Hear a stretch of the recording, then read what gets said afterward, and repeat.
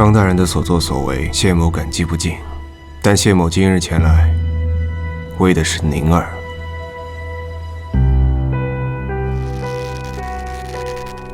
江姑娘之事，与我无关。薛家有人将宁儿参与通州之事泄露了出去，眼下京中流言四起，这里面的几家酒楼就是流言的出处。但眼下谢某正值追查薛家疑罪的关键之时，不便出面。张大人主刑部，圣上又免去了张大人的丁忧之妻，而且此事事关朝廷贵女名节，张大人去查，名正而言顺。此事虽和张大人无关，但通州之行，宁儿为张大人以身挡剑，这一路行来，到底是有几分真心实意的。张大人当真要袖手旁观吗？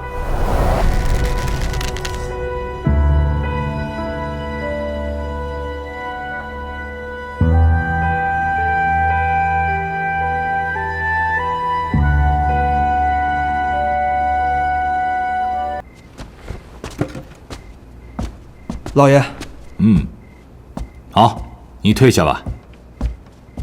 父亲，来了，你看看这个。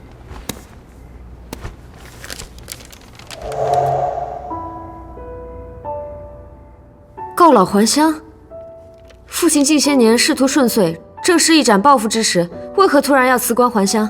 两派相争，燕家落败，薛氏擅权，圣上对薛家有所忌惮，而咱们江家既不结党，也不掌兵权，所以这尚书之位才落到了我的头上。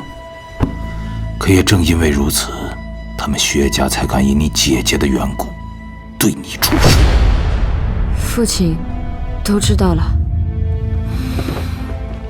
我眼不瞎心不盲，有些事情自然心里清楚。这薛家早就将临淄王妃之位视为囊中之物，虽然临淄王大闹御书房的事情被圣上和太后压了下来，可这朝中又能隐藏住多少秘密呢？这朝堂争斗，波谲云诡，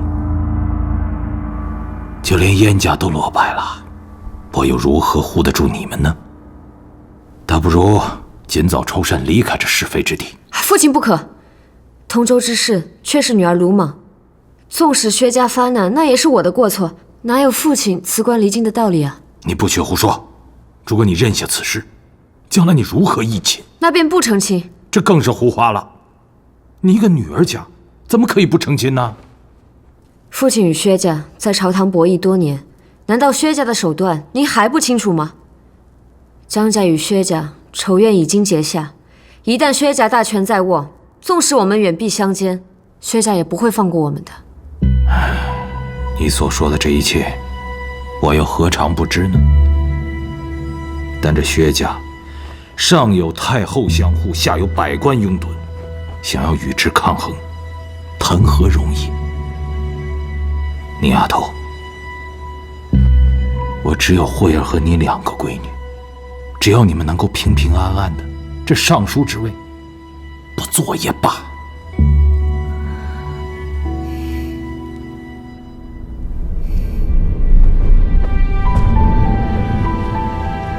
这是做什么？人活世间，女儿曾以为自己是最为难的那一个，但此刻惊觉，除了自己，我好像很少好好体察过他人的难处。父亲身处朝堂，更是如履薄冰，您的苦楚，女儿该早些明白的。是女儿任性妄为，才给家里惹了这么多麻烦。哎呀，快起来，快起来！女儿的过错，该由女儿自己来扛，不该由父亲来牺牲。哎呀，好了，这怎么说着说着眼睛还红了呢？我这心里哪有你说的那么苦啊？好了，这些事情我自会好好考量的。你先回去休息吧。那女儿先告退了。父亲也早些休息。